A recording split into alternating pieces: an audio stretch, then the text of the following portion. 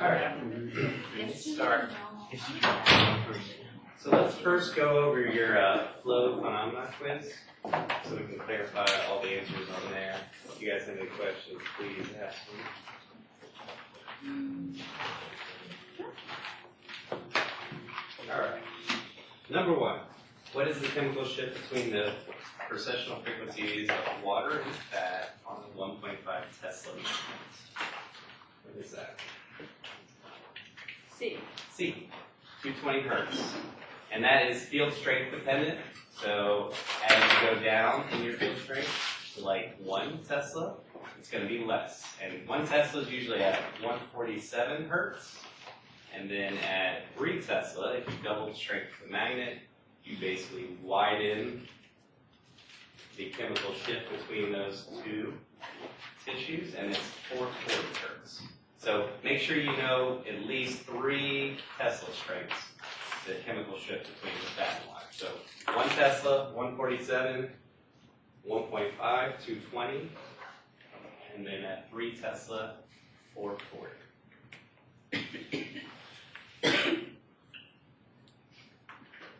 Gradient moment rephasing or nulling is effective in compensating for what type of flow? D. So once again, laminar or constant flow is the only type of flow we're able to image in MRI.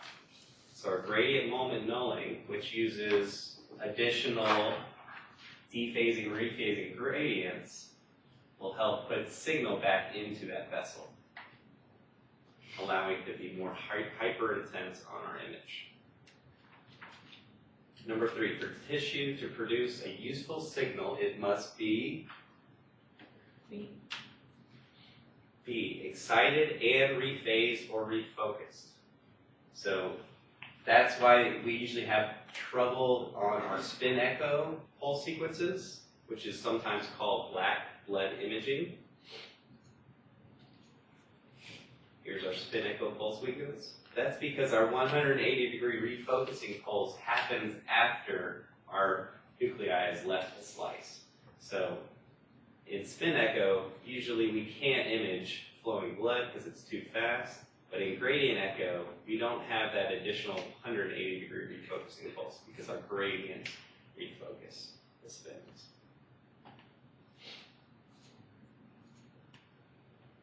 Number 4, gradient moment nulling uses additional or compensating gradients to diminish flow artifact.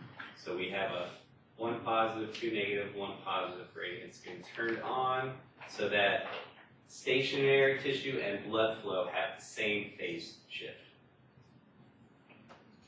So if we go to that one particular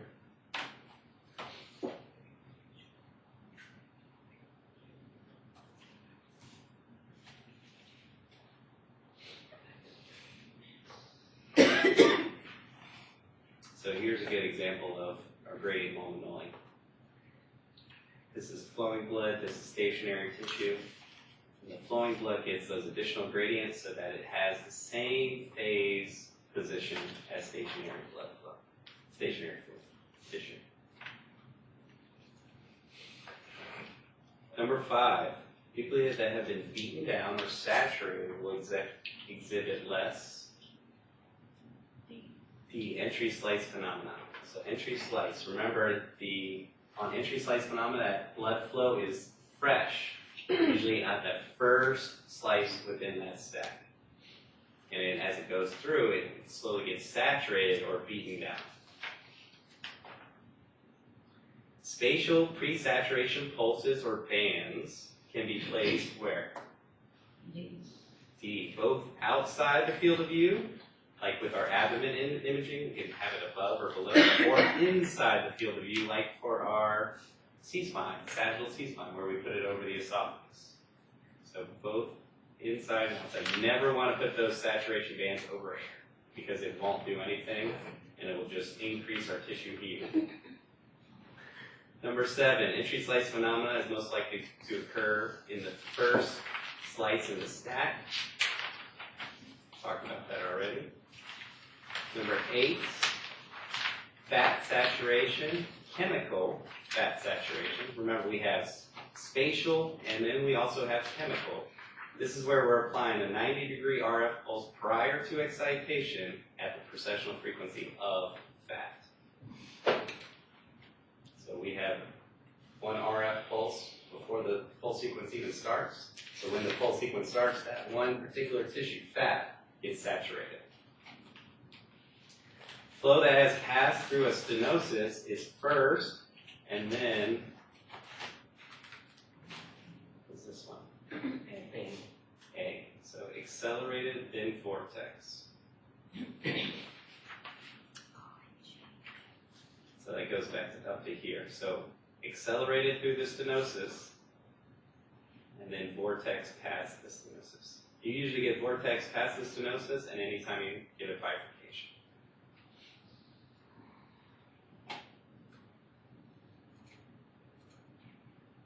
Number 10, flow is enhanced in gradient echo sequences because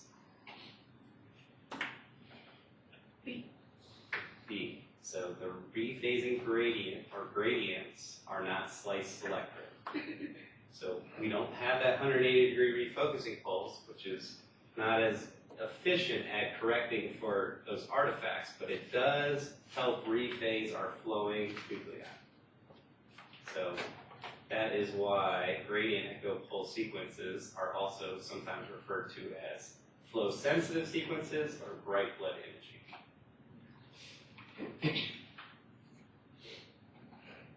Number 11, the most dominant factor affecting entry slice phenomena or inflow effect is our flow direction.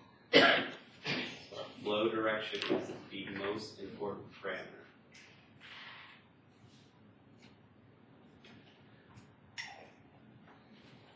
And that goes along with the last question on the quiz, talking about co-current and countercurrent. So this slide kind of describes it best. So if you're going countercurrent, so if your flow is going the opposite direction of where your slices are going direction-wise, you're going to get brighter signal throughout the slice stack compared to with the blood flow.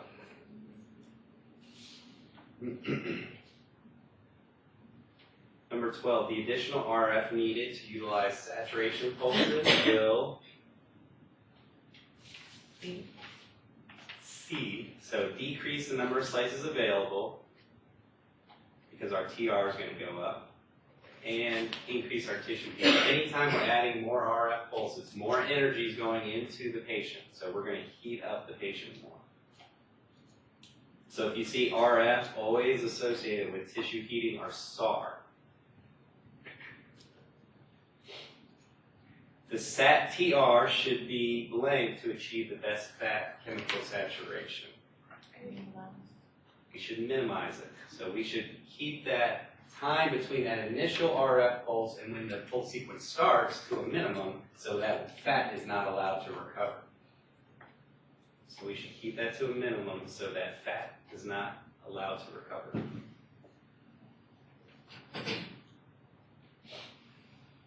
SPIR sequences apply an inverting pulse at the precessional frequency of fat, and fat only. STIR applies an inverting pulse to all tissues. SPIR is a hybrid fat saturation sequence where it's using inversion pulse, plus we're basically applying an RF pulse directly to fat. So it improves our homogeneity of our fat sac, makes it more uniform fat sac. Number 15, only first order laminar flow can be compensated for by the MR system. So if you have vortex of turbulent flow, we get what we call a flow void, or no signal within that vessel. First order is constant, so we can compensate for it. If it's random, we can't compensate for it, because it's not predictable. It's 16. Vessels with high velocity flowing nuclei typically appear blank on spin echo sequences and blank on gradient echo. So once again, that spin echo pulse sequence has that additional 180-degree refocusing pulse, so it's hard to catch fast flowing nuclei. So it's going to be dark on our spin echo, and then with our gradient echo, we're able to refocus that fast flowing blood anywhere along the bore of the magnet. So it will appear bright on our gradient echo pulse sequences. So that would be A. Time of flight effects with spin echo depend on all of these. So flow velocity, TE, and slice thickness. So 17 is all of the above. Number 18, signal from fresh nuclei, when we're talking about entry slice phenomena, are brighter. So fresh, always associate fresh with bright, high signal. So then we get high signal because that fresh nuclei have a larger transverse component. So fresh nuclei have a larger net magnetic vector. So when it gets flipped into the transverse plane, it's a larger component of magnetization compared to our stationary tissues that continuously get beaten down. So they have a smaller net magnetic vector. So then they get flipped down, they have a little smaller component of transverse magnetization.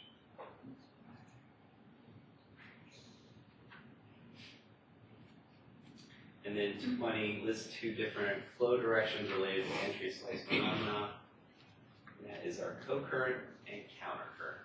So I saw a lot of intravoxel dephasing, coherent versus incoherent. So I understand where that's coming from, but when we're talking about entry slice phenomena, the 2 flow directions are co-current and countercurrent. What was the second one? Countercurrent. Co-current and countercurrent. Any questions on the quiz?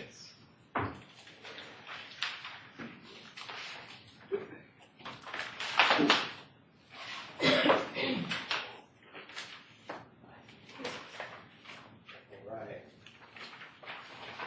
So I have printed out for you guys a chart for your artifacts. So I believe we are on which chapter now? Chapter 7 in MRI practice? But this chart is going to be basically your review guide for the entire chapter.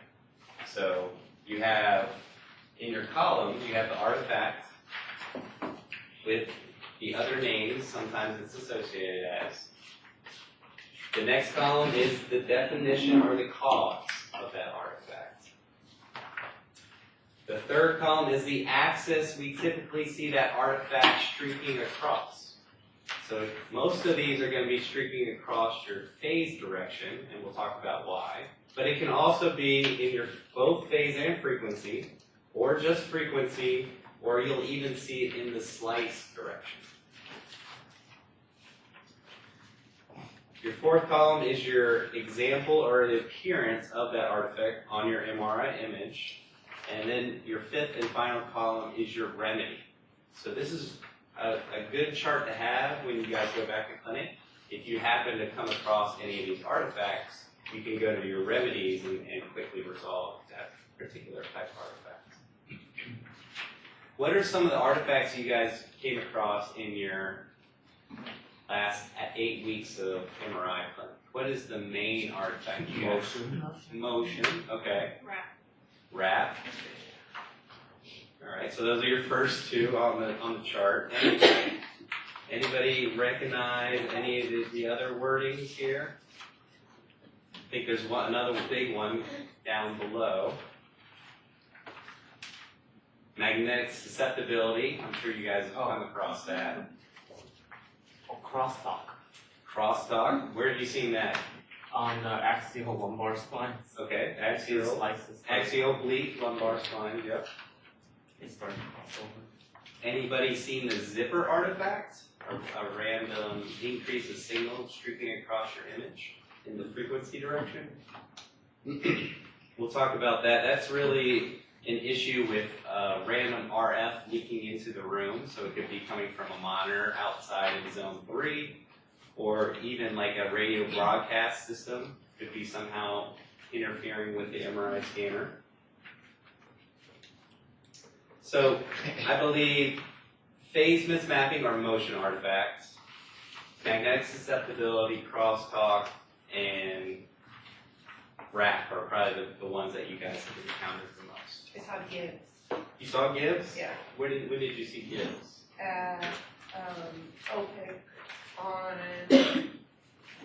I saw it on 2 things, but it was just like those really thin little, What, it was on a brain. study. Okay, so on a Yeah. brain image? Okay, we'll talk about Gibbs too. But that's where you have areas of high and low signal intensities, and then they almost create this ripple effect into the edges of the brain. So good. It was right in the middle. It was in the middle, It okay. was in the middle. What did they do to compensate? Do you remember? They said they could, well, they didn't see it, and I was like, what are these little lines I keep seeing? And they were like, what are you talking about? And they went back and they were like, I don't know how you saw that, Well, but that's a good eye. it was, they didn't do anything visual with it. Yeah. Are you guys having trouble noticing the motion artifact? Because I think that's hard to like actually, it comes with experience at like being able to see what a good image looks like versus a motiony image.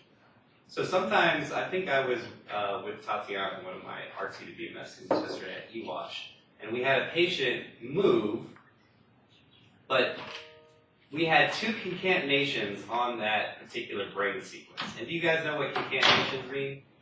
Or interleave? What does that mean here? Concatenation? Yeah. I think it's when they like skip a sequence. Skip a slice. Skip a slice. Good. So when you have more than one concatenation, let's say we had 2 concatenations for that particular slice sequence. So for a brain, so imagine we acquire slice 1, 3, 5, and 7, and then we go back and acquire 2, 4, 6, and 8.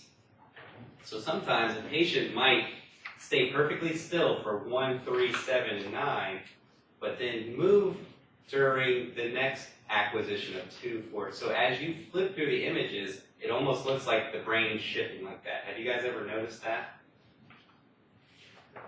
That could be due to the patient moving in between acquiring the particular slices for those concatenations.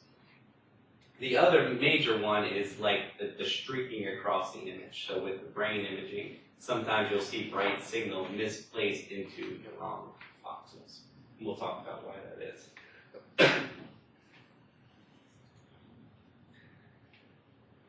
I'm starting to lose my voice if you guys can't tell. So hopefully I can get through this entire lecture.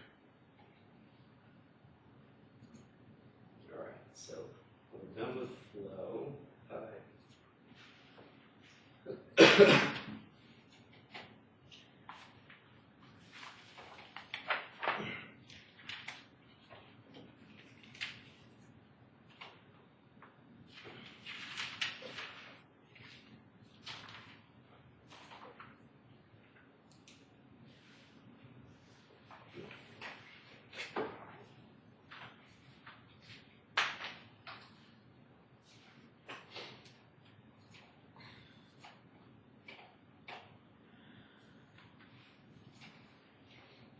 Alright, so why are artifacts so bad? They ruin your image. Okay. So they can degrade our image quality. And I really think it separates sometimes the good technologists from great technologists on who can really compensate for those artifacts. So today's lesson will all be about making sure you can have the right tools and be able to recognize what the artifact looks like. That's the first step, being able to see that you do have an artifact. And then what you do with that artifact to either reduce it completely or maybe change or swap your phase and frequency direction so that that artifact, if you can't completely terminate it altogether, at least get it away from the anatomy of interest, right? Because flow, sometimes the patient breathing we can't really do anything about because, due to, their condition, they can't hold their breath for the 18 seconds. So we need to sometimes either change our sequence to use a respiratory compensation, or maybe switch our phase and frequency direction so that that artifact doesn't streak across any anatomy that we're interested in. So the first one we're going to be talking about is phase mismapping or ghosting. Okay? So make sure to, I don't know what that's coming from. Oh, that's my email, that's probably. That's just my email.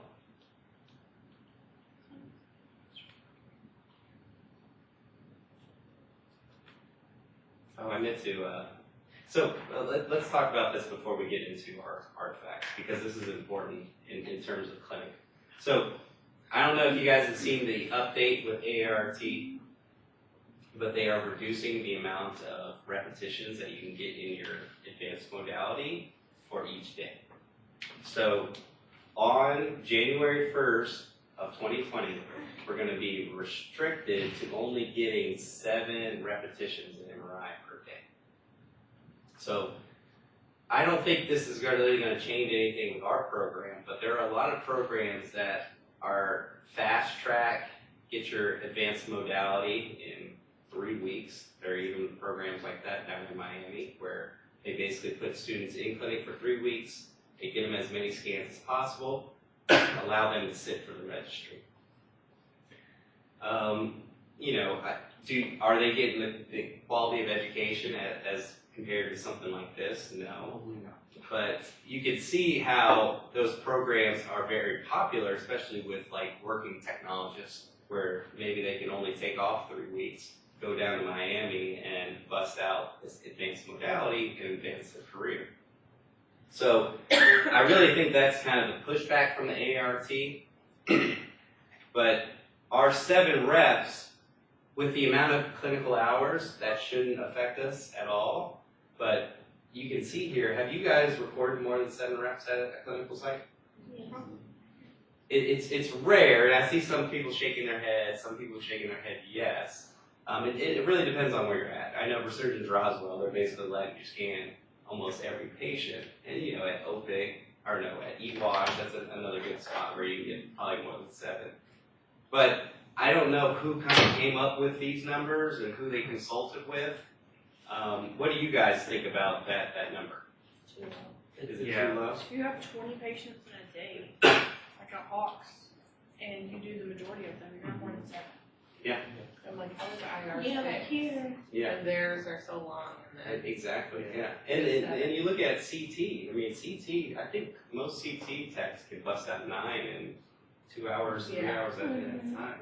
So, it is a little concerning that they knocked our number down so low, but this is not going into effect until 2020, first of the month. So, if you happen to get more than 7 when you go back for your last 4 or 5 weeks at your MRI clinic, you can record more than 7. So don't let that deter you. Once you hit 7, you go, oh, I can't get any more. I shouldn't record this particular rep. So just a heads up that this is going to go into, it's going to be the transition on January 1st of the new year. Do you guys have any questions about this? Yeah. So you do 7 a day, right? 7 a day starting next year. But you can still write them down and log them the next day. Yeah, that. You get what I'm saying? You have, but that would be falsification of your records. So you have to put the particular day that you did the exam. Oh, got you. I got what you're saying. Yeah, and that should be going on now. You shouldn't, even if you log them and then, because you go to clinic Monday, Tuesday, Wednesday, or Thursday, Friday. If you are logging these things for Wednesday, and then ART audits you, they're going to go, well, you haven't been in clinic on Wednesdays, so you're falsifying your records, and they could revoke your Yeah, I know you have to put the date on when you did the exam. Yeah. So they would, Same thing. once you hit 7 for that particular day. Why just second? I don't know. But it was something that, that they just notified us about. Oh my god. So would it still count as falsification if, say, like on Monday you had, your 7, but then, well, you did 10 total. Let's say you did 10 total, but you're limited to the 7. Yeah. And then on Tuesday you're still at clinic, and you did only, say, 3, and you carry those 3 over from Monday, and you log them on Tuesday, as long as the tech is okay with it. Would that still count? You still have to put the day you did the last. Yeah, yeah. So, like, Say it one more time. Say it one more time. So say Monday you go to clinic and you do 10, and you log your 7, and you have those 3 left over. So the next day you go back to clinic and you log only 3 for that day. So those 3 from Monday, can you carry them over and log them on the Tuesday? I know that's bending the rules a little bit, but. Yeah, I really don't think that, because if you didn't do that procedure that day, yeah. Because if that were the case, then like all those programs that where they're really forcing Yeah. the amount of reps, they would just basically Just carry them over. carry them over, and I don't think that's not. Okay. Oh. And remember, you guys, you have to. That's one of those things you have to mark every year that you recertify with your ART, like making sure you're being ethical. Yeah. Okay. Because that's a quick way to lose your license, is not being ethical or falsifying your records, telling people, what was on the registry. You shouldn't be doing that. You shouldn't be sharing your CE credits. I see this happening in clinics sometimes where, they'll have their ART journals and then they'll be sharing those credits. So things like that are unethical and they can prove up the license. Oh, yeah, I see the patient. Yeah, they do it all Okay, the so time. we see that it says the Dean's Teaching Award. Did Dawn get it? She did, yes. Oh, we nominated her. Yeah.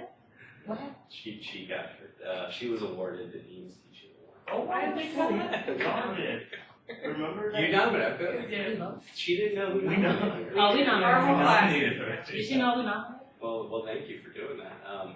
She obviously deserves it. She's been here long enough. But she wanted, and she let us know a couple days ago. So maybe go congratulate her, I guess. if you Yeah, see we her. didn't get notification. We didn't get Like, notification. Yeah. So weird, like, they didn't even email us. Oh. It's true. Yes, our great Dawn Moore has won the award, and unfortunately she's going to be retiring in a couple of years and leaving us, but she's left a good legacy here. I mean, she really has. All right, so let's switch gears back to our artifacts.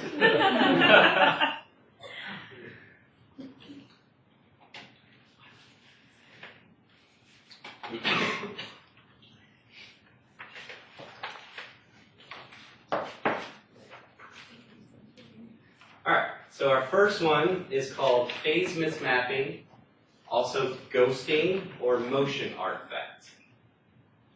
So the definition or the cause, this is where we're producing replications of moving anatomy across an image. So give me some examples of where you've seen streaking across the image.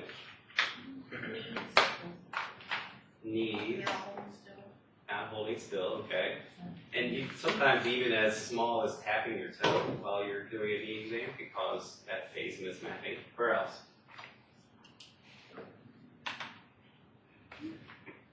Where do we get involuntary motion? Heart. Yep, that's a good one. Respiratory motion.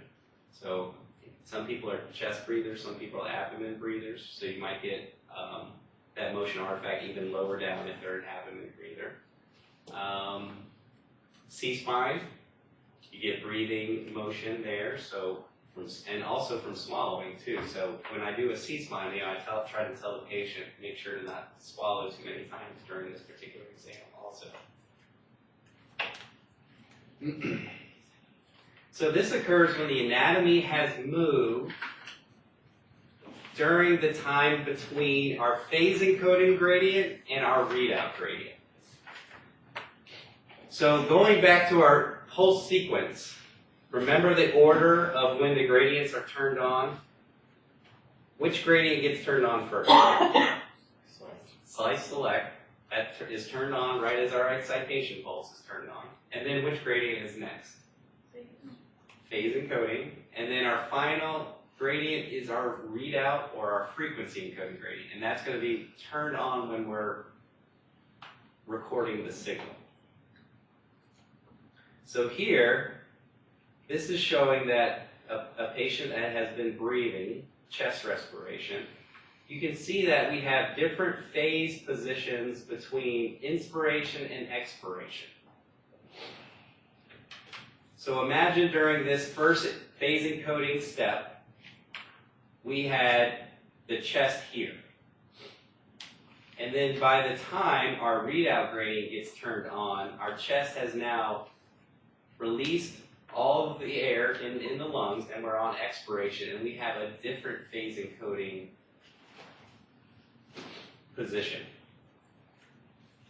So the system has a hard time adjusting for these difference in phase values, so it doesn't really know where to place those particular signal intensities. So what happens is those signal intensities get placed in the wrong voxel.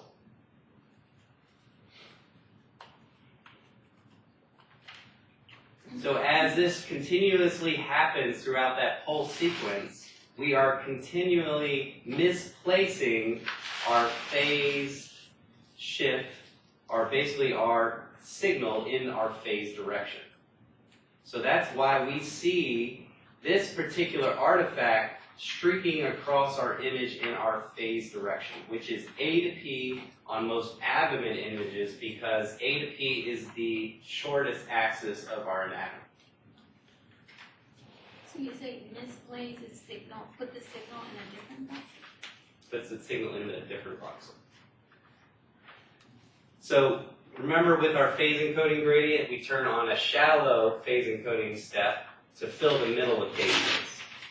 We turn on a steep phase encoding gradient to fill the edge of the case space. Edges of case space are usually associated with what? Signal or resolution? Resolution. The middle of case space is our signal.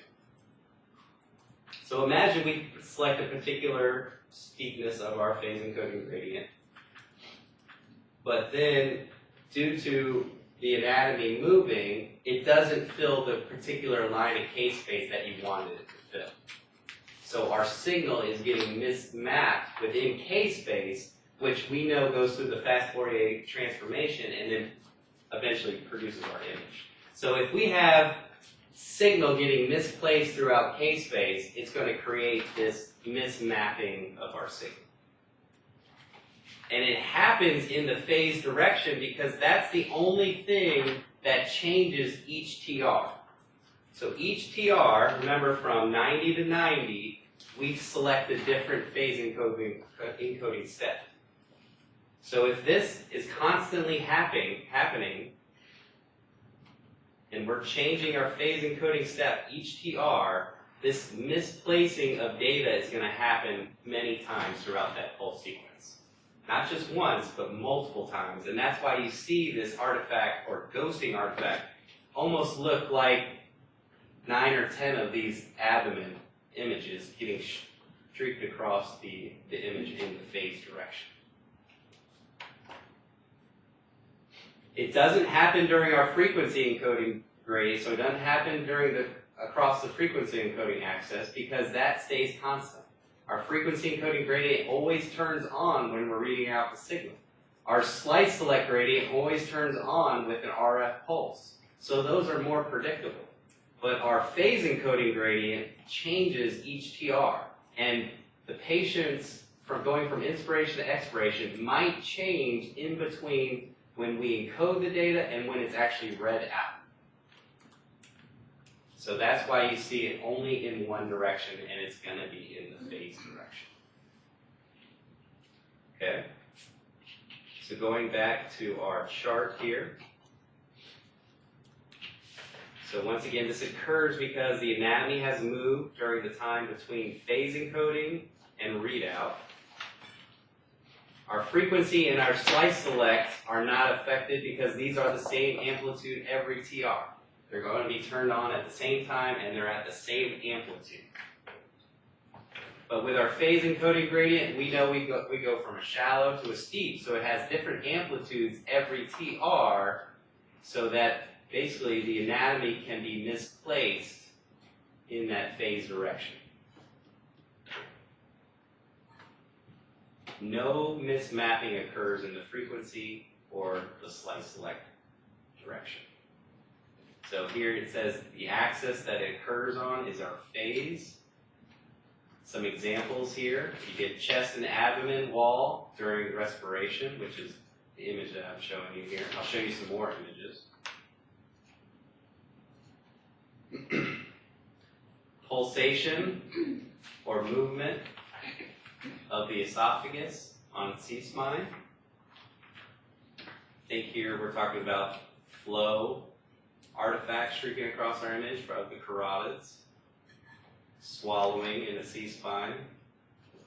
Eye movement. Have you guys ever seen the eyeballs streak across the image? That's what's happening. Those eyes are moving in between each phase encoding step. Patients, especially if you do an orbit exam, make sure you put a washcloth over their eyes to remind them to keep their eyes shut and tell them to not look around like at the back of their eyelids very much because you're going to get a lot of motion artifact on your orbits. But sometimes it's okay to have those orbits streaking across the image right to left because why? Because it's not going top to bottom through the brain, right? So if you see it streaking across right to left, sometimes we don't need to redo that whole sequence and tell the patient to keep their eyes completely still because it's really not in the anatomy that we're looking at. Okay? So any type of anatomy that moves periodically throughout the scan will create this particular type of artifact. All right, so what are some remedies? We talked about these remedies when we're talking about flow last unit. Our SAT pulse, so we can put a SAT pulse over the esophagus and the carotid arteries to minimize the signal coming from those vessels. Gradient moment nulling, remember the additional gradients to keep it in the same phase position as our stationary tissue. And then even echo. Remember we could image in phase and out of phase. Also called the Dickson Technique. We could swap the phase and frequency direction. If we cannot completely eliminate the artifact, we could swap the direction to at least see some of the anatomy underneath that artifact. So here we actually have a patient with a coarctation of the aorta. Basically a twisting of the aorta. And our phase direction was going A to P on this particular chest or thorax MRI. And due to that artifact of the beating heart, it was hard to see that coarctation of the aorta. So what the technologist did was just swap our phase and frequency to now choose your phase go to right to left. So that artifact went right to left, and we were able to see the aorta a little bit more in profile here. Still not great, but we can maybe see a little bit more pathology just by swapping our phase and frequency direction. So this does not eliminate it, it just hopefully gets it out of the region of interest.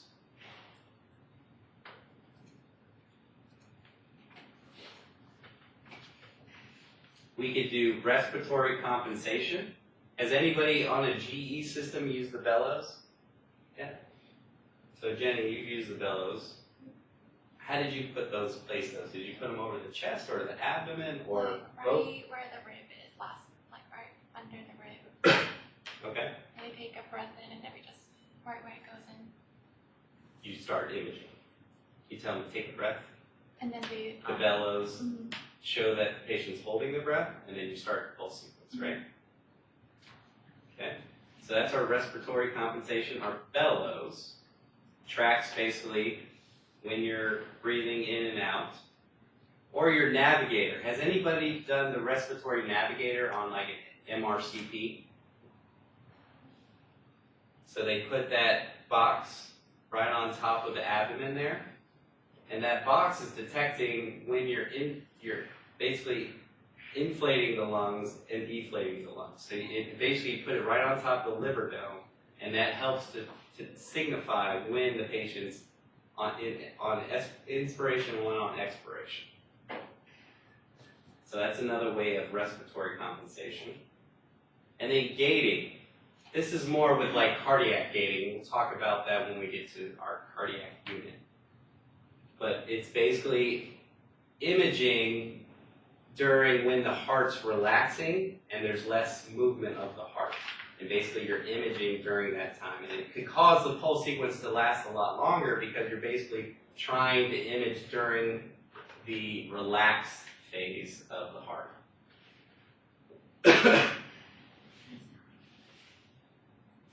What is the relaxed phase? You have diastole, systole when it's contracting, diastole when the heart is relaxing. You could do respiratory gating too with your EKG leads. And then you could increase your next. So what is next doing? If I increase my next, what happens to my signal? Increase, right? But is it directly proportional, or is there, does it increase by 2? Does it increase by 4? What does it increase by?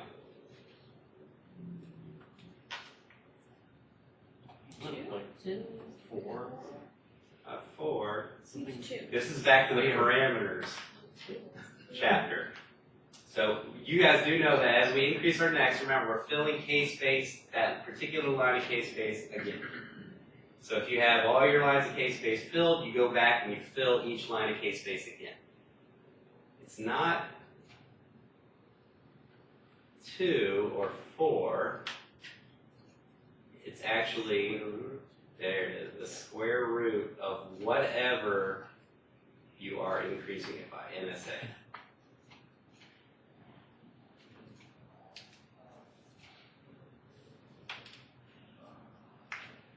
So the square root of our next.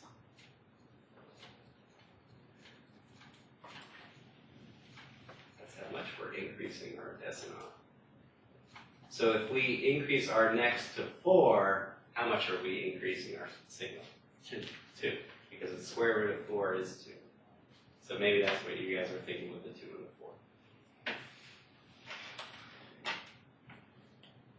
the 4. So if we increase our next, we're going to increase our signal, and we also might average out these phase mismappings of the signal. So if we increase our next, we're increasing our scan time, we're increasing our signal, and we're also potentially reducing the amount of random mismapping of that particular signal. So it says here, the mismatched signal that creates the ghost is somewhat random because we're filling case space with each TR. So that signal might be mismapped on one particular line of case space. But the next time you fill case space, it might be mismapped in a different line of case space. So it's going to be random. So as we increase our NSA or our next, we might actually average it out.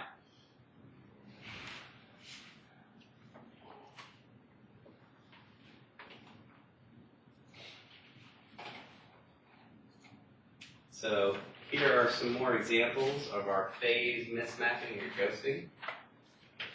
So what's our phase direction here? Right to left. Good, right to left. This is a coronal image. What type of weighting? T1. Good. Right. Which way is our phase direction here?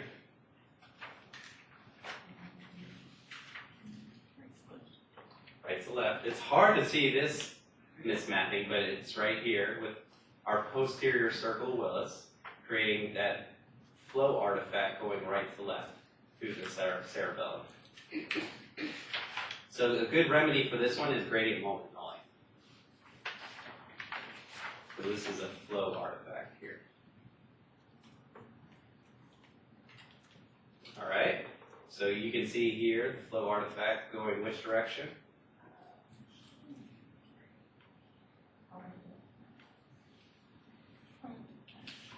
A to P, because this is a sagittal image, so A to P. So to remedy this, they could use gradient moment nulling. They could use a spatial saturation band. So this is a spatial saturation band. Gradient moment nulling puts the signal back into the carotid arteries in the right spot. And we could actually change our oversampling.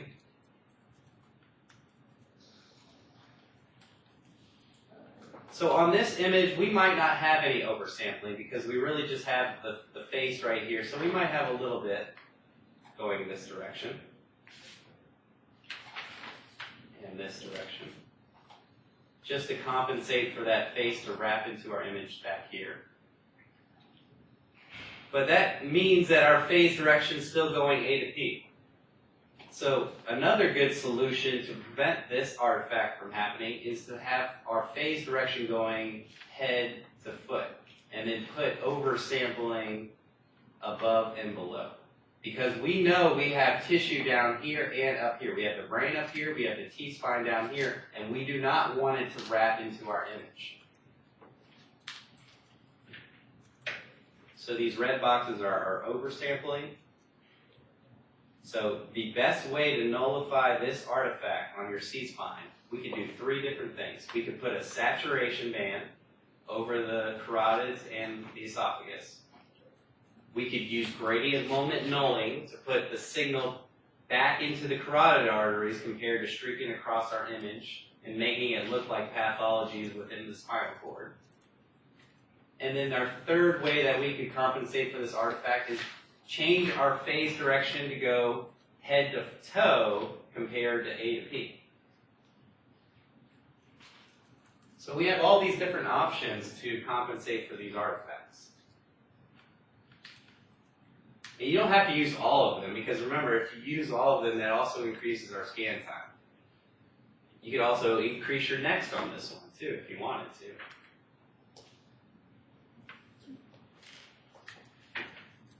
But anytime you add RF pulses, oversampling, that increases your scan time. And we know some patients just cannot hold still, so you have to minimize your scan time to prevent some of these artifacts. Because time is almost the biggest detriment to our image quality, right? Because time creates eventually motion. Either they're claustrophobic or they're in a lot of pain and they cannot hold still for that 30 to 45 minutes for that MRI procedure.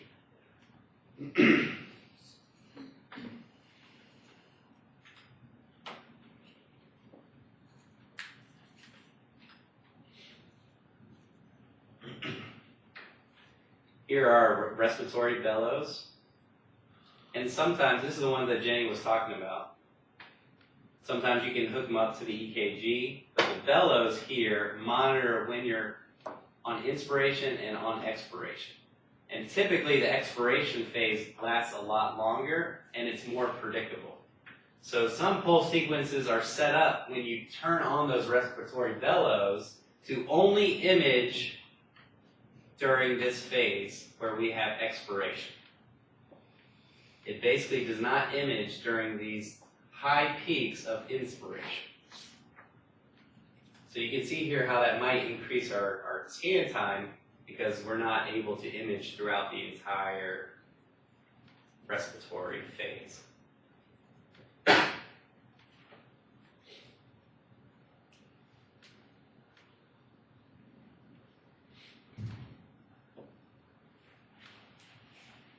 I'll show you the navigator echoes real quick if you guys haven't seen these in clinic.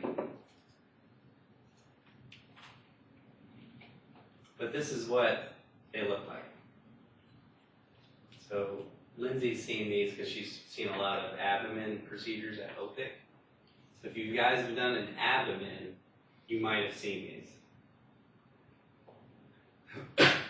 Where you place this navigator over the top of the liver dome, and that tracks inspiration and expiration, because it will show when the lungs are inflated and it causes that liver to go down compared to when it, on expiration, causes it to go up. And so basically you're imaging during that entire time, and it creates an image without motion. So you can see those biliary tracts a lot better.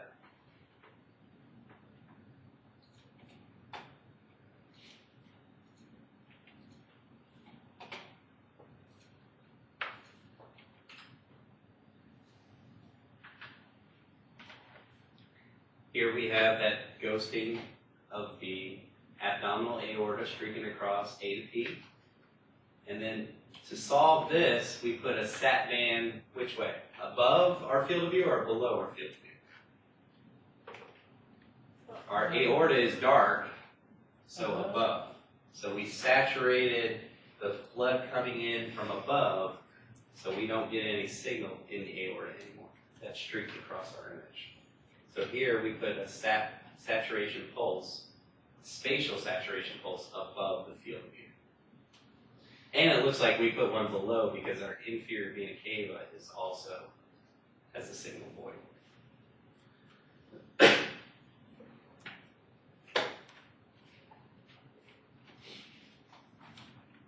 Here's another spatial saturation band.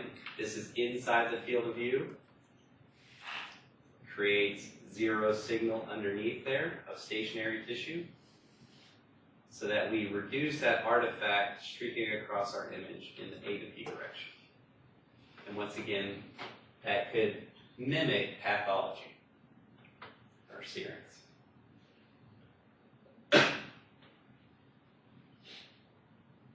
Any questions about phase mismapping? So which direction is it occurring? Phase direction, and why? Why is it occurring only in the phase and not in the frequency of the slice? Because that one's not changing. The other two gradients are not changing each TR. Yeah. So your amplitude in your phase direction is changing each TR. You're going from a steep or a shallow gradient each time, okay?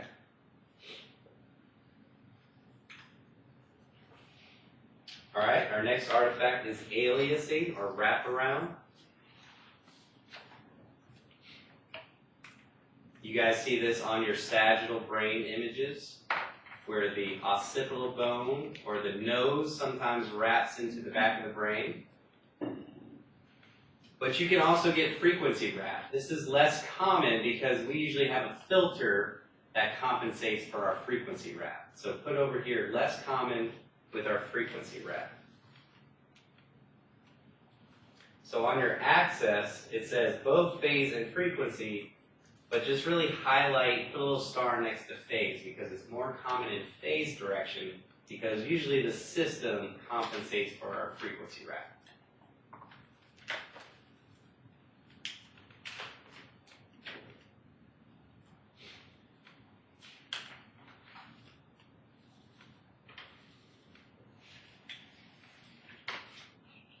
Our digital filter here, it compensates for it.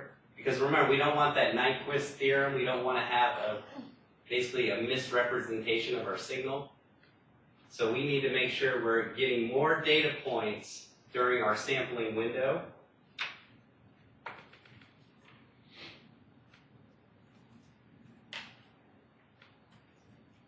So our digital filter compensates for frequency wrap by increasing the number of data points. And only those data points that are close to our center frequencies are displayed. Everything else is filtered out. But the main thing to remember from this slide is mainly you want to be concerned with more phase wrap.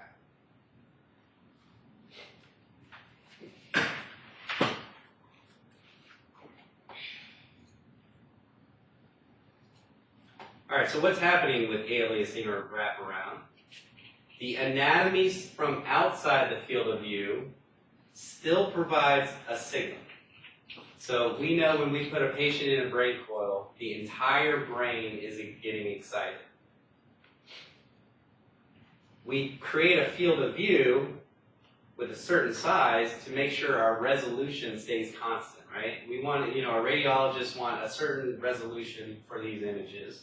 So sometimes they preset a certain field of view. But we know not all patients have the same head size, right?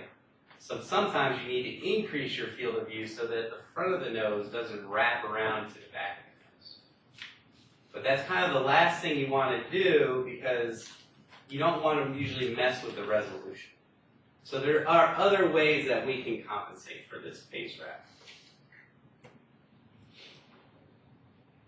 But what's happening is that there's still signal coming from these structures that we do not want to include within our field of view because they're in close proximity of those receiver coils. And a brain coils is that quadrature receiver coil. So that data must be encoded, basically allotted a pixel position. So what happens here is our field of view, let's say, for this abdomen image, is small. We have undersampled the data. So we have created a field of view here, and you're going to have basically a smaller variation of our phase changes across that field of view. So you can see here our different phase positions across that field of view. But remember, all this other anatomy is still under that receiver coil, so it gets allotted a phase position also. So what happens is usually the phase position of the anatomy just outside the field of view matches the phase position on the opposite side. So you can see here, we're at 6 o'clock over here, and then we're at 6 o'clock on this side.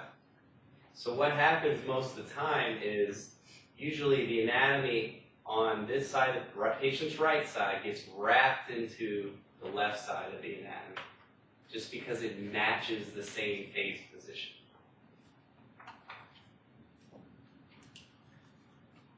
So to compensate for this, what we can do is obviously increase our field of view to cover all of the anatomy, because if we cover all the anatomy, there's nothing outside over here to wrap into our image. Or we could add that phase oversampling. So we add oversampling right and left. What's another way that we could, so this is an abdomen, and we know our phase direction for this particular situation is right to left. What would be another way that we could compensate for this artifact?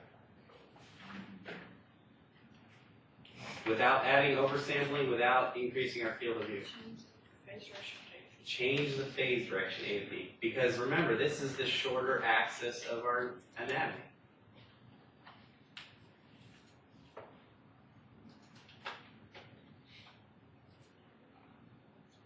So when we're talking about phase wrap compensations, we can increase our field of view to get all the anatomy that we're trying to image.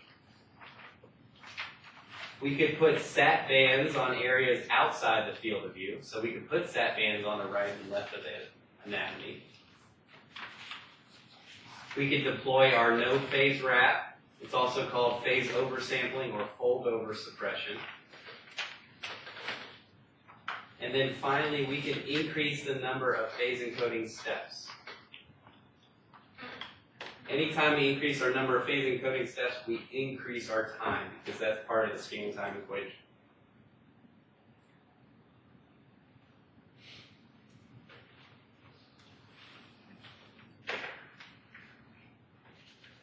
All right. So let's take a quick break, and then we'll get back into this. We'll try and cover, we're not going to cover all the artifacts today, but we'll try and get through the majority of them. Let's take a quick break. give you guys a little bit of a break since we've been in here for an hour already. Alright, so just picking up from where we left off. So wraparound is basically anatomy outside the field of view still provides a signal, and that data still needs to be encoded, and what happens is it's allocated a pixel position, and it's usually wrapped into the opposite side of the field of view. So if the data is undersampled, meaning undersampled means either we have not enough phase encoding steps or our field of view is too small, the signal gets mismapped into pixels within the field of view rather than outside the field of view. So undersampling, that means our field of view is too small or we don't have enough phase encoding steps. It is most common in the phase direction because our frequency direction, usually our scanners have the software to compensate for frequency wrap. So we have these digital filters that help compensate for frequency wrap. So it's most common in our phase direction. And phase wrap is also defined as duplication of phase values. So these phase values, 6 o'clock, 6 o'clock, we have duplication of those phase values. If we have more phase encoding steps, we would have smaller changes in our phase values, and we would have more phase values across the entire anatomy. Okay, so that's what would happen if we have a larger field of view or more phase encoding steps. So here we have a duplication of our phase value, so it gets wrapped into where that phase value is the same. And it's usually on the opposite end of the field of view.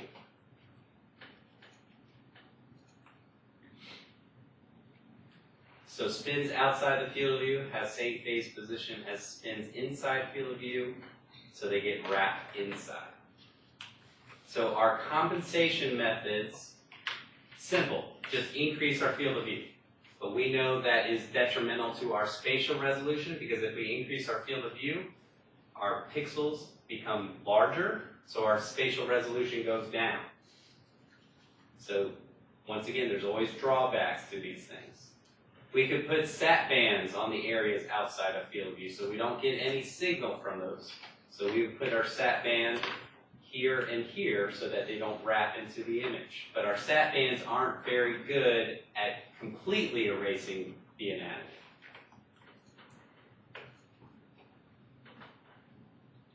We could turn on our no phase wrap, oversampling, and then finally we can increase our number of phase encoding steps.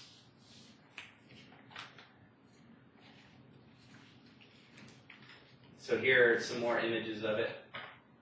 Here the nose is wrapping into the back of the brain on our sagittal image. Very common. To compensate for that, they added some oversampling A to B.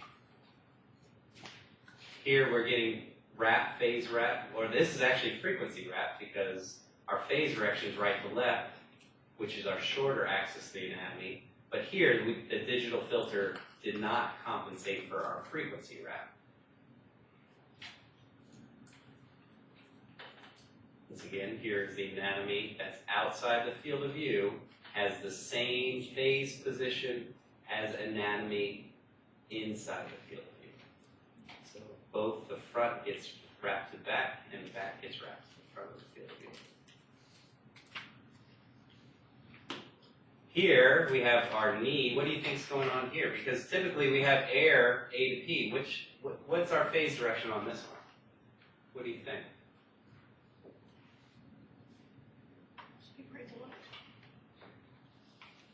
So it could be this other knee is wrapping into the image. What else could it be?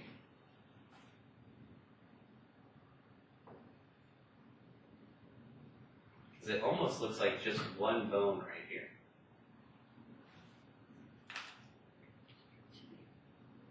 It could be that the phase direction is head to toe.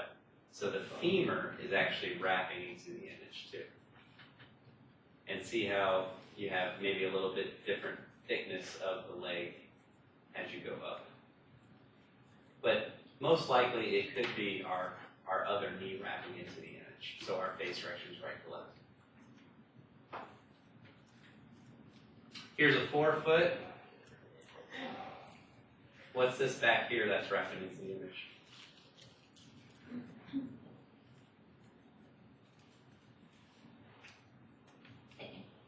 The what? Ankle.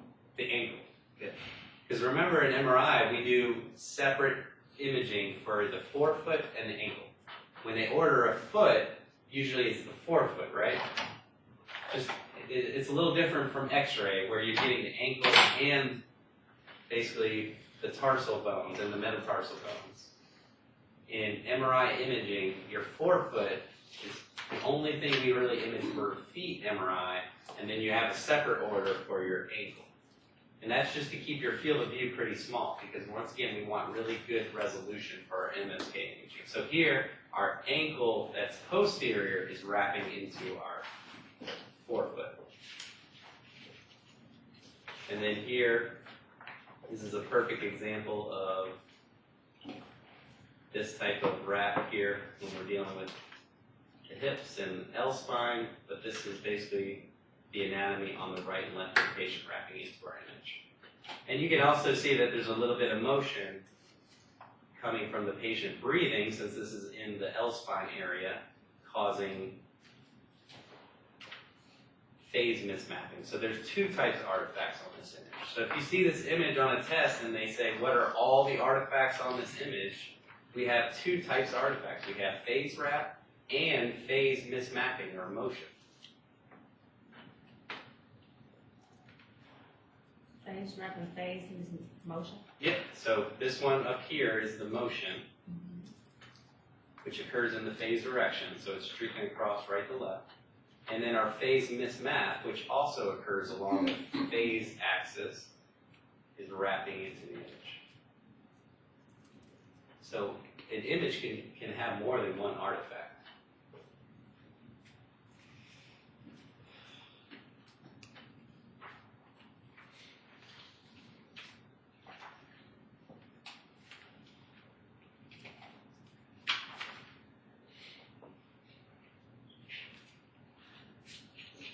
Alright, our next artifact is chemical shift.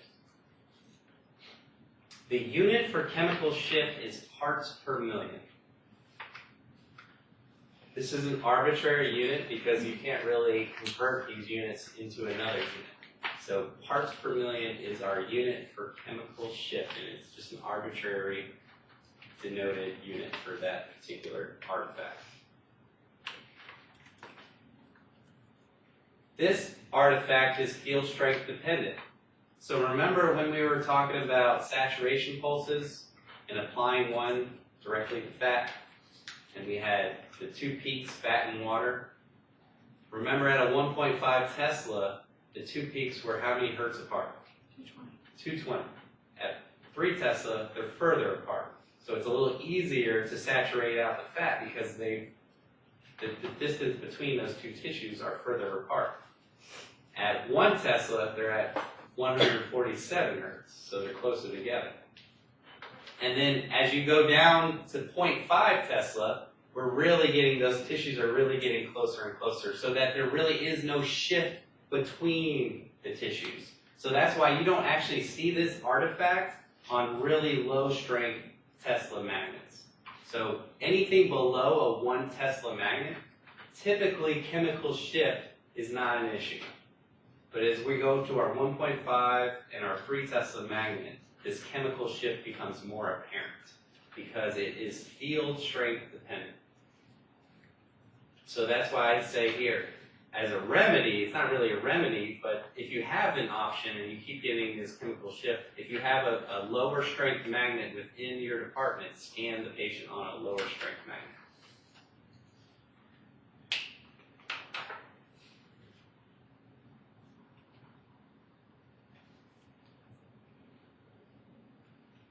So what's causing this shift between the tissues? And the main reason is that fat and water have different processional frequencies. Which one processes a lot faster? Just think about fat in a beaker versus water in a beaker. Which one moves more rapidly? Water. Water.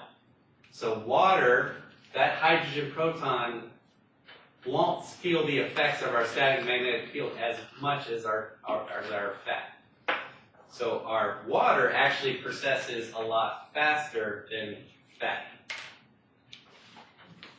And the difference between those processional frequencies causes it to have a chemical shift of 220 hertz.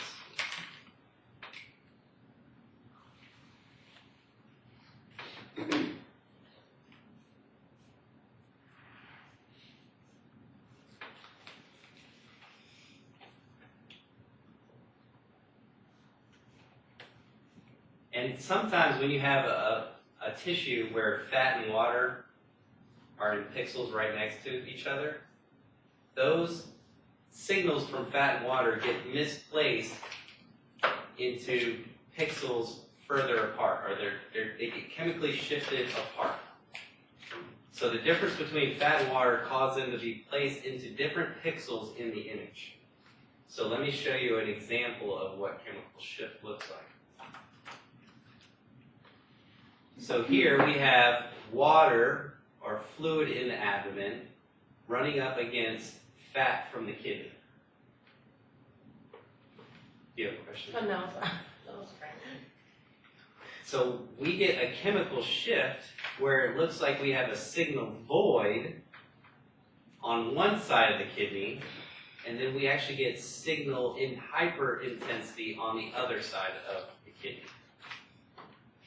This particular artifact happens in the frequency direction because we're dealing with different processional frequencies.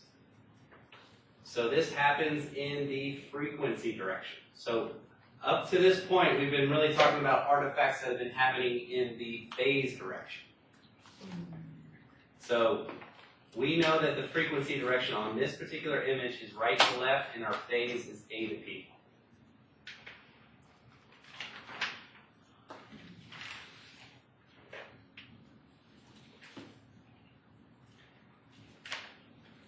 So our chemical shift is dependent on our receiver bandwidth and our field strength of our magnet. So if you go to this slide, as our receiver bandwidth narrows, or as we decrease our receiver bandwidth, our chemical shift actually increases between our pixels. But as we widen our receiver bandwidth, which is something we can control on our console, that chemical shift between those two tissues narrows to the point where you don't actually see that artifact.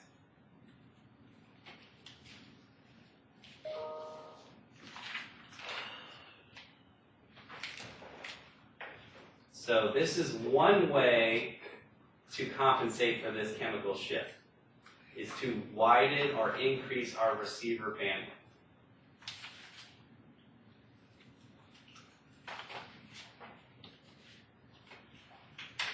And the pixel shift is actually calculated by doing this. So imagine you have 256 pixels in the frequency direction.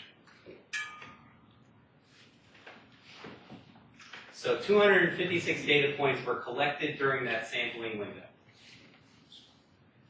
We set our receiver bandwidth to be 32,000 hertz. So each pixel has a frequency range of 100 hertz, 125 hertz per pixel. So to get that, we basically took our receiver bandwidth and divided it by our frequency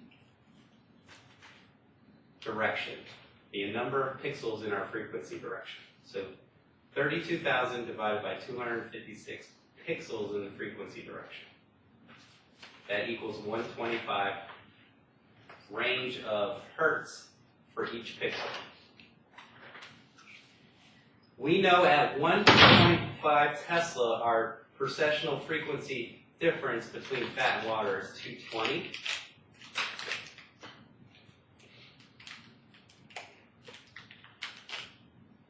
So fat and water protons that exist adjacent to one another in the patient are mapped at 1.76 pixels apart. So we take 220 and divide it by the range of frequency for each pixel. So 220 divided by 125 equals 1.76 pixels.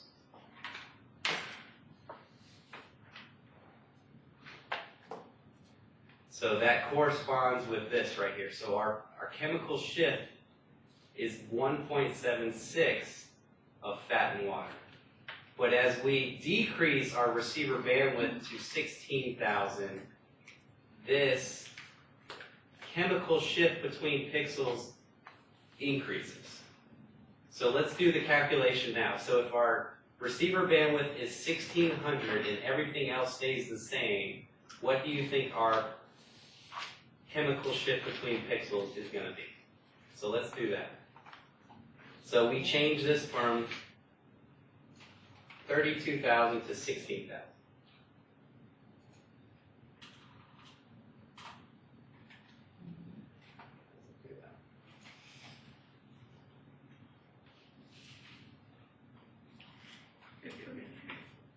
All right, and then down here, what is the range for each pixel? What is that calculation?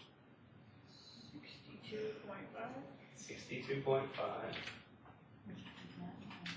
Because we're just dividing now 16,000 by 256.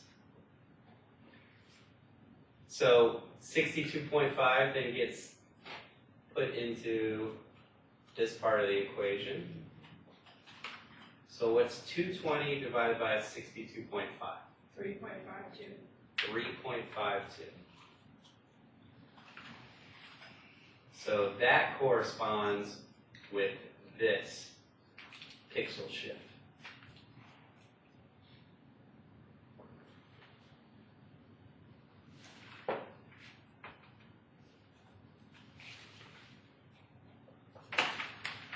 So when the tissues between fat and water have a greater pixel shift, it's going to look something more like this, where you're basically allocating the wrong pixel for the signal intensity. And what happens is it creates almost this shadow effect where one side will be bright and one side will be dark. You'll have a signal void and then almost a superposition of signal on the other side.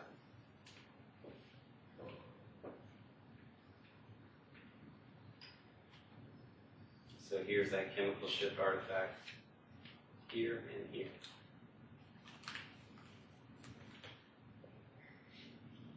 This is where fat and water are overlapping.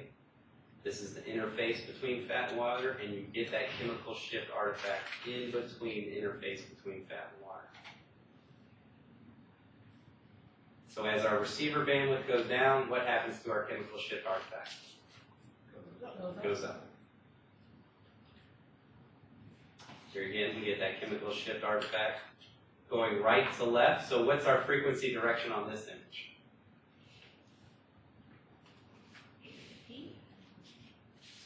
So the artifact goes right to left. So our frequency direction is right to left. Chemical shift. Our phase direction is A to B. Can you repeat that? Artifact is right to left and left. So on this particular image, our artifact, we have the signal void on this side. There's superposition of our signal on this side.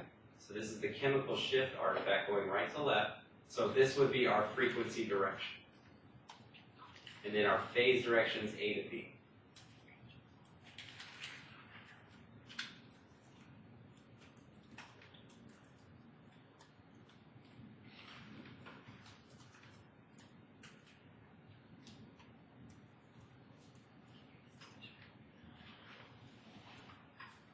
So then, Lily, on this coronal image, which way is our artifact? Which way is our frequency direction? Right. Right to left. But then where's our phase direction for a coronal image? Head. Good. So it's always going to be the opposite. Or there's going to be a case they're both going to be no. Never mind. I Okay. answered my own question. All right, Nick, which way is our frequency direction on this one? The right to what? And then what's our phase on this one? A to B. Good. All right. Lindsay, what's our frequency direction on this particular? Right. Say again? So this is a sagittal, so we acquired sagittal A to slices. P. A to B. So our frequency direction on this one is A to P, because our chemical shift artifacts go in A to P, and then our phase direction is head to toe. Jenny. We have our chemical shift. Here's high intensity signal and then signal void at the bottom of the vertebral body. So what's our frequency direction on this one?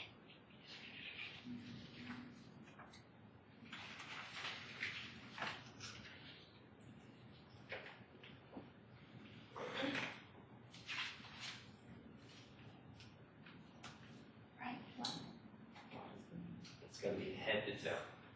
So our frequency, because the chemical shift artifact is going head to toe, so our frequency direction is head to toe.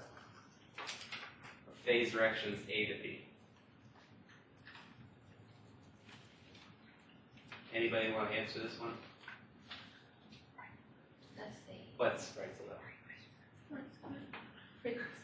Frequency is right to left, and the phase is A to B.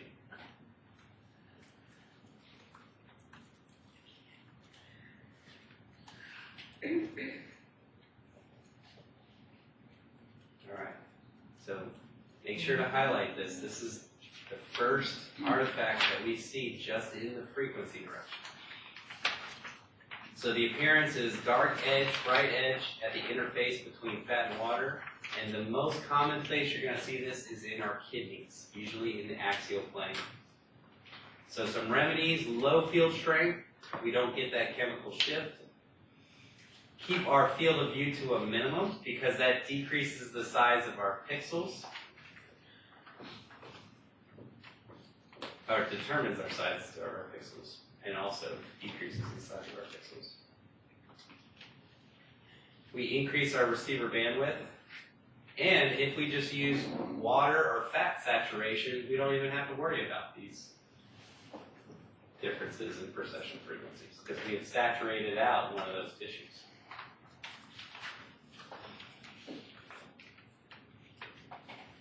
All right, next one. Chemical misregistration. So this one has another name here. This one's also called out of phase signal cancellation.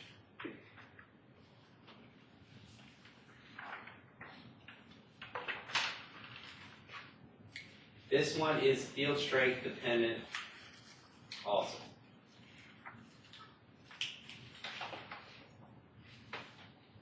So both of our chemical artifacts are field strength dependent.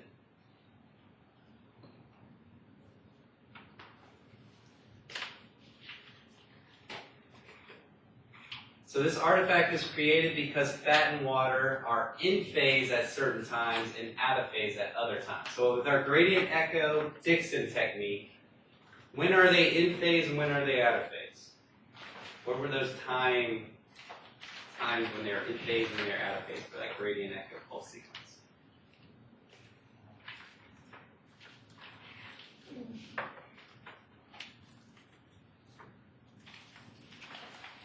They are in phase at, let's say, 4.4 milliseconds, and they're out of phase at 2.2.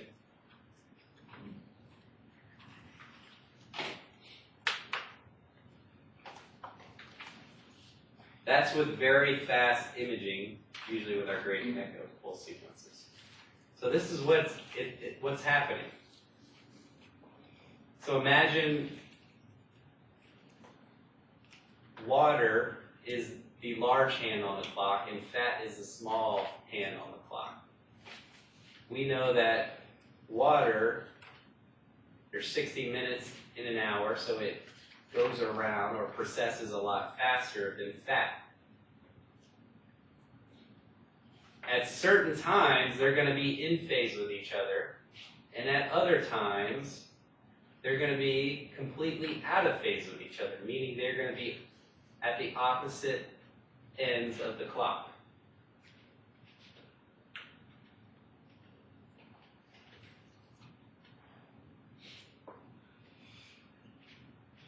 And when these tissues are out of phase with each other, usually it takes the same amount of time to go back in phase with each other. That's why it goes from 2.2 to 4.4.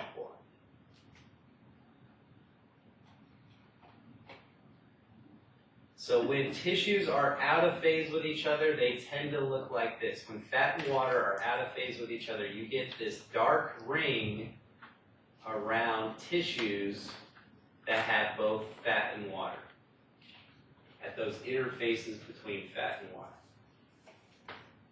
Wait, can you point out the rings? The ring. So you can see the dark, almost like if you were outlining all of the major organs within this patient, has a darker ring around it. You see it? Mm-hmm. So this is the out of phase image, and then up here is the in phase image.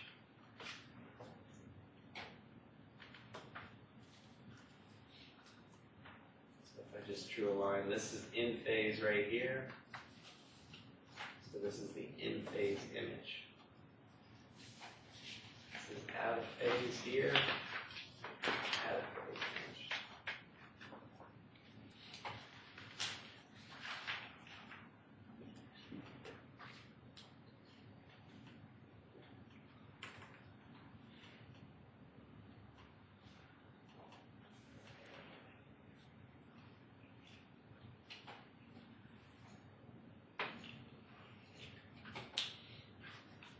So this happens in both the phase and frequency direction. So that's why you'll see this artifact completely encapsulate these organs. So it doesn't just, you don't see that black band just in one direction. You see it completely surrounding the organ.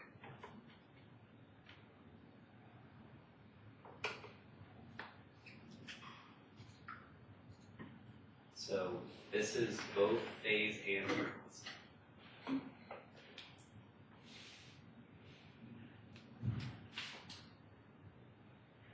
This is what it looks like, a dark ring around certain organs where fat and water interfaces occur within the same voxel. So a common example is the kidneys. And you see this more common in gradient echo because we do not have that 180-degree refocusing pulse to help compensate for these chemical shifts.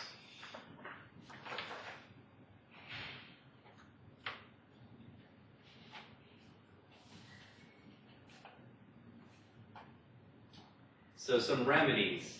So with our TE, we just use multiples of 4.2 or 4.4 to be kind of a range. Because remember, at 4.4, they're in phase with each other. Fat and water are in phase with each other at 1.5 Tesla. It's 7 milliseconds for a 0.5 Tesla. But just remember the 1.5 Tesla. So we could use TEs with multiples of 1.4. We could use a spin echo versus a gradient echo.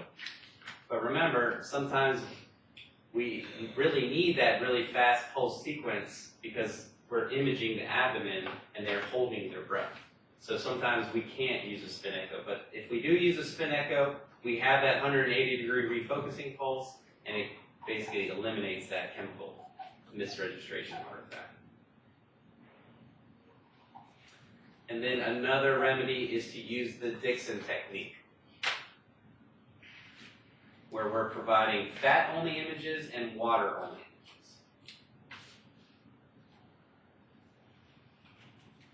So this is very useful when we're trying to determine if there's fat within the liver or fat within the adrenal glands.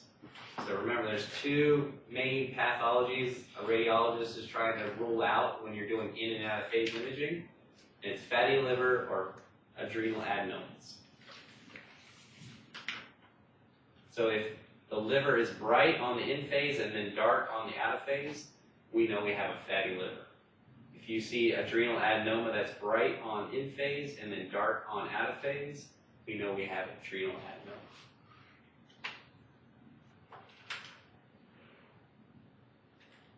So how the adrenal adenoma looks again? Dark. Dark on out of phase, bright on in phase. So basically, your adrenal gland has a tumor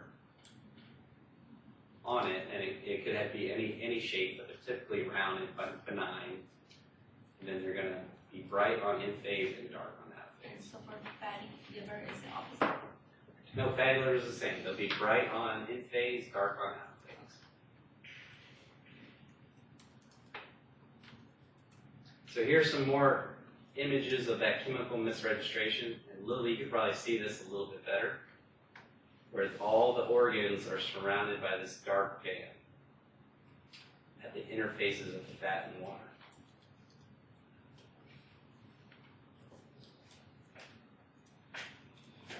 So when you say the Dickson technique provides fat only and water only images, so how do you do that? Just to get only fat? It's just you're setting your TEs at certain times. Okay. So you have it's a sequence where you have multiple TEs, one set for water and one set for fat. Here's a coronal chemical misregistration artifact. Dark bands.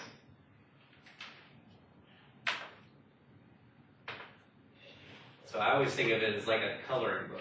Like when you were a little kid, the first thing you did was outline whatever you wanted to color, and then actually fill it in with that color. So I always think of just creating an outline of dark around each organ. That's chemical misregistration.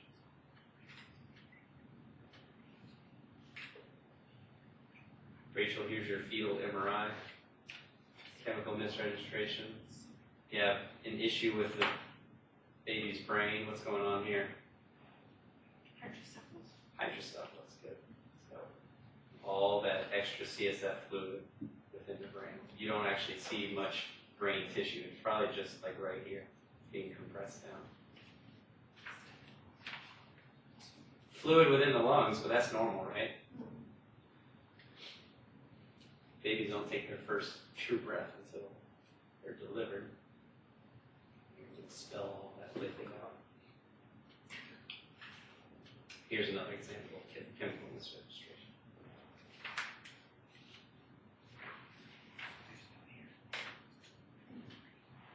All right, next one, truncation or gives.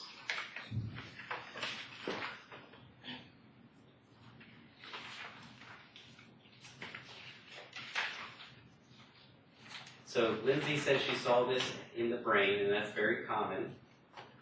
So most of the images you'll see for this particular artifact, if you see it on the registry, if you see a brain image and they're pointing to the edges here, most likely that's going to be your Gibbs artifact. And this occurs when you have an area of really hyper-intense signal from the CSF compared to really hypo-intense signal from our compact bone. So we have the compact bone, or the skull here, and then right next to it is our high area of signal, which is our CSF, that surrounds the brain. Or you could also consider it the fat here that's on the more periphery side of the peripheral side of the skull. So areas of high and low signal intensity.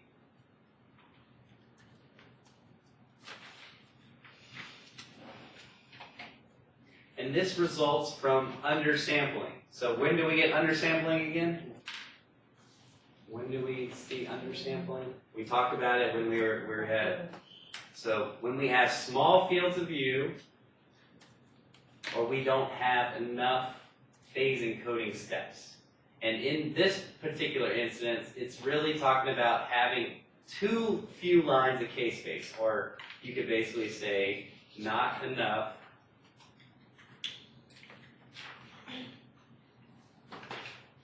phase encoding steps.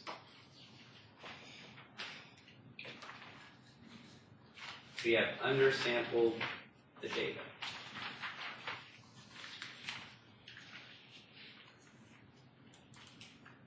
So these areas of high and low signal are incorrectly represented on the image.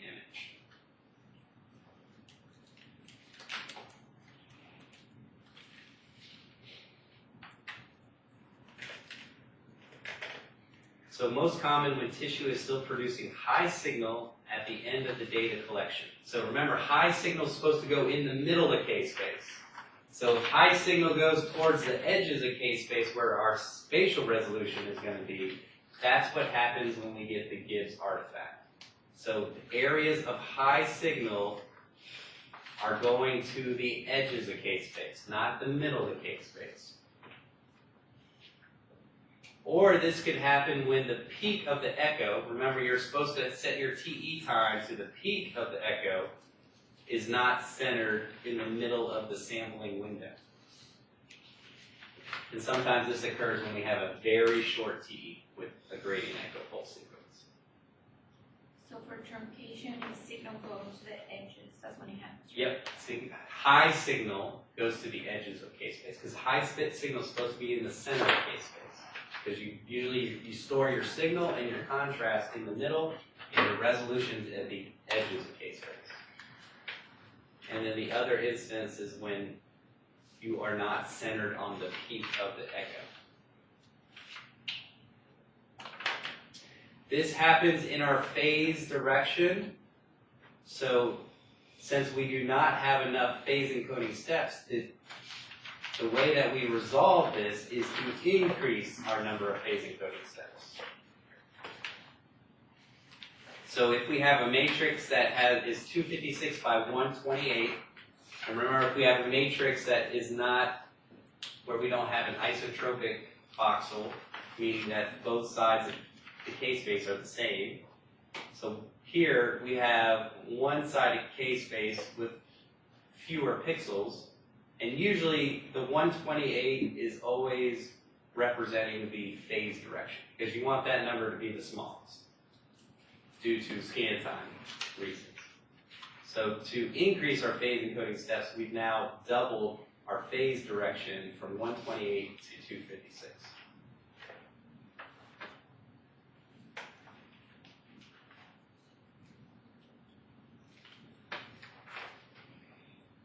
So simple remedy for truncation, just increase the number or your phase matrix size.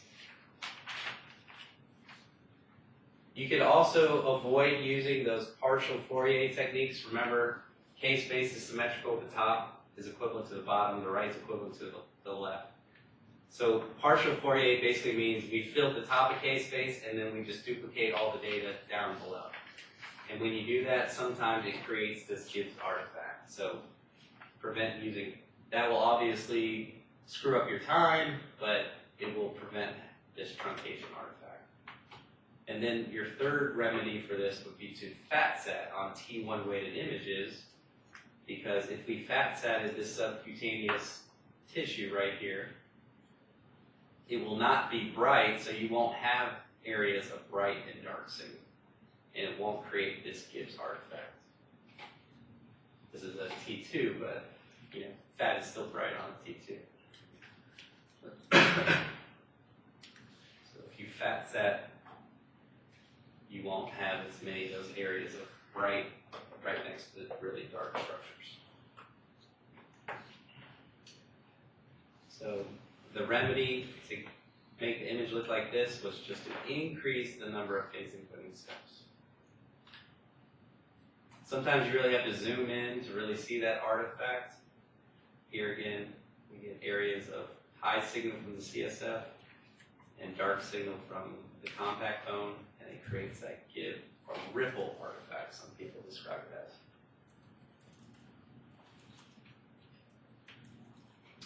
Here's an image on a phantom with our phase encoding steps at 128. We doubled our phase encoding steps, and we do not see that artifact anymore. So it's a good way to test your QA.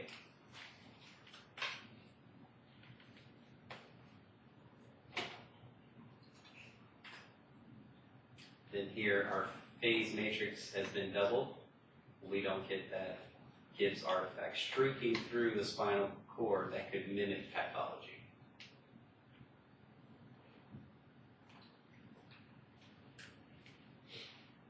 A couple more examples of Gibbs.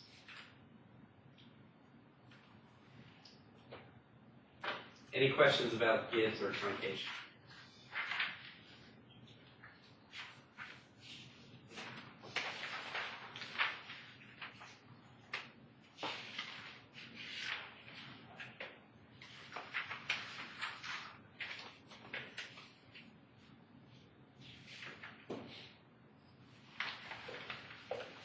All right, magnetic susceptibility, probably the most common artifact in MRI.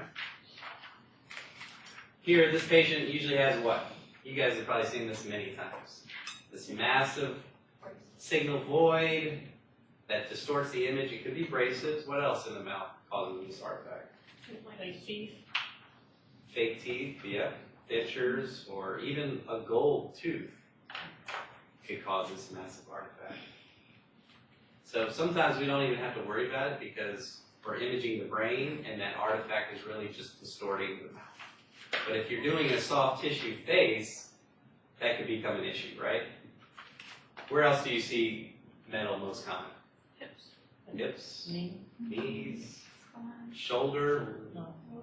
spines, L spines, T spine, C spine. So, you know, our patients these days are getting surgeries all over the place. You know, at E-Wash, Tati and I were scanning a patient for a T-spine, and he's had double hip replacement, double knee replacement, and he's getting his spine looked at to see if he needs his spine to be fused. So, you know, we have a lot of patients that are basically all metal these days. So we need to know some compensations and some remedies to reduce that artifact because we can't completely eliminate it, right? We just need to reduce it to hopefully see pathology surrounding that artifact. So how do we make this signal void a lot smaller so that maybe we could see a tumor within the parotid gland here? All right? So magnetic susceptibility, there's really no other name for it. This can occur in both the phase and the frequency directions. So it distorts our image in both directions. So we know different tissue magnetizes to different degrees. What magnetizes the most? What type of magnetic susceptibility? What type of magnet gets attracted to our superconducting magnets the most? What do we not allow into our scanner? Ferromagnetic. So they're very strongly attracted to our superconducting magnets. We also have paramagnetic, which is like our contrast that we inject. Then we have diamagnetic, which is not, it almost repels. So we have all different types of magnetization of different tissues. And we're really talking about either paramagnetic and ferromagnetic that are causing these artifacts.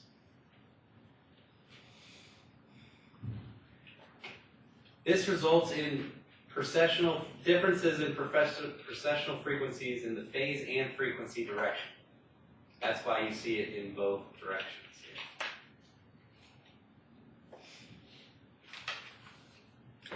So this causes dephasing, rapid dephasing of these particular tissues and a massive signal loss. So that's why it looks black. This ring is also the distortion. The distortion comes from all those magnets are interacting with the flux lines that we create. Remember, if you have your superconducting magnet, you have your flux lines surrounding it. So as you put a ferromagnetic object in those flux lines start to distort and bend around that particular object. So that's where that distortion comes from.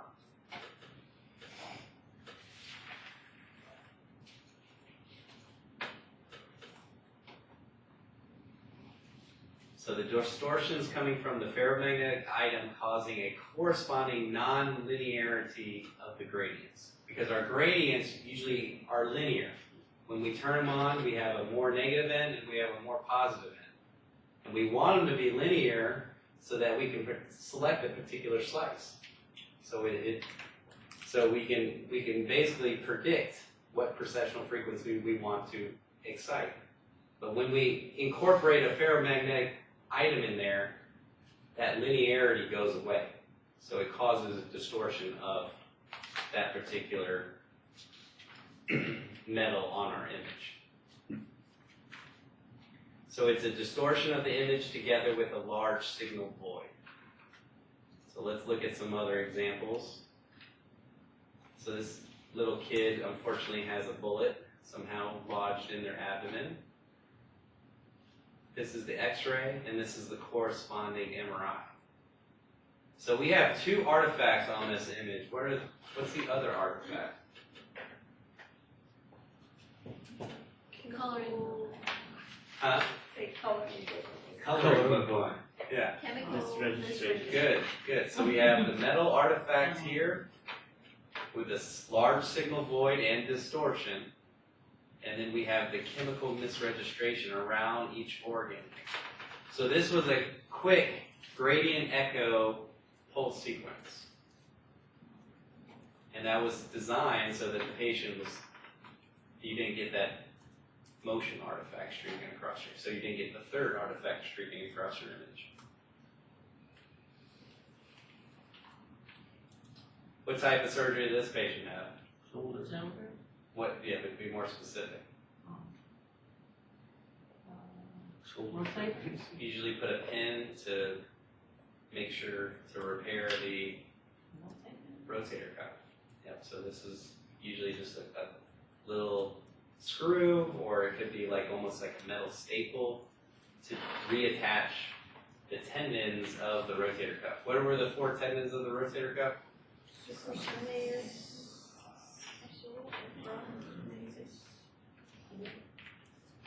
Supraspinatus, infraspinatus, teres minor or teres major? Minor, teres minor. And then what's the last one? Subscapular. Subscapularis.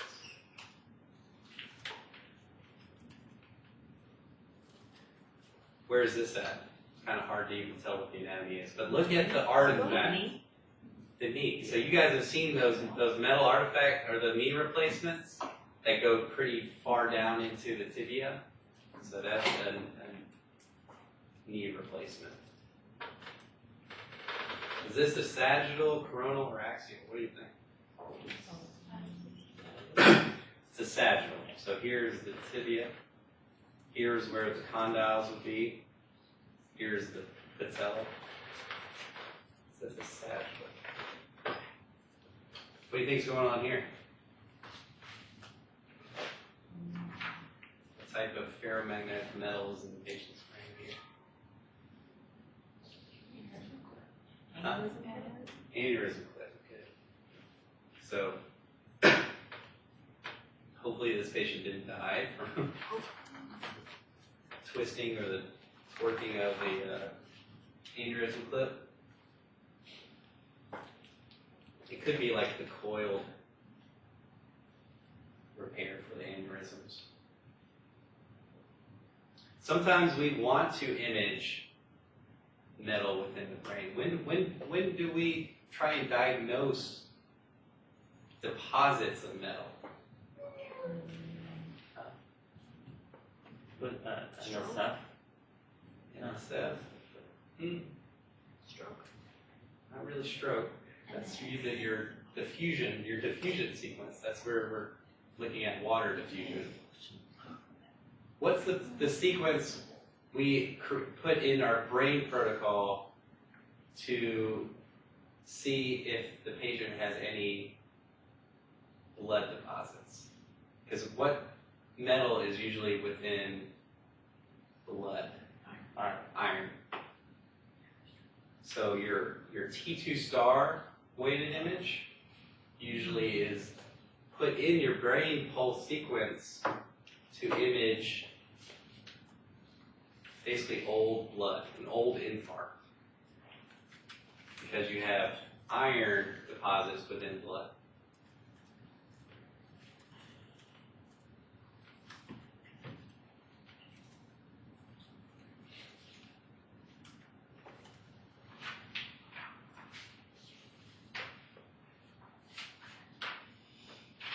All right, we'll go over crosstalk and then we'll wrap up today for physics.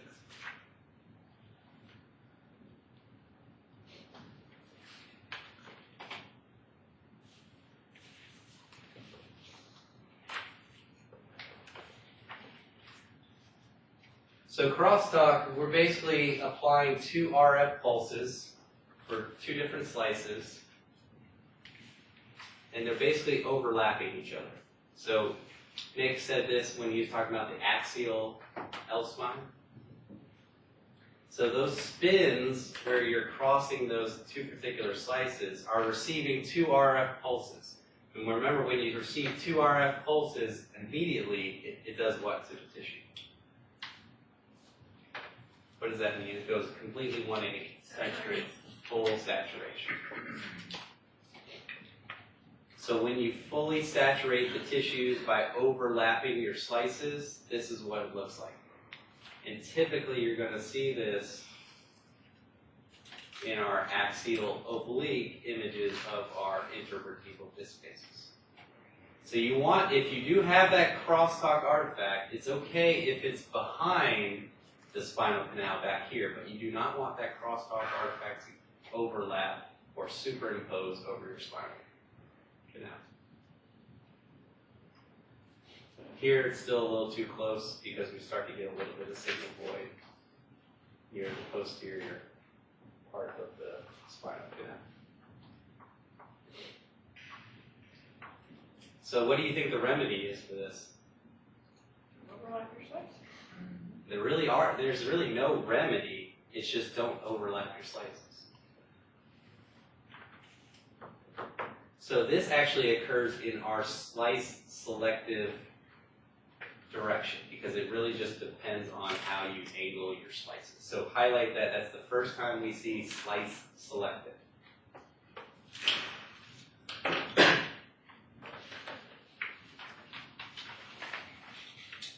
Alright, so any questions about the artifacts we've talked about today? Next time we'll go over zipper, cross-excitation, shading, moire, and magic angle artifact. And now we'll complete the chapter.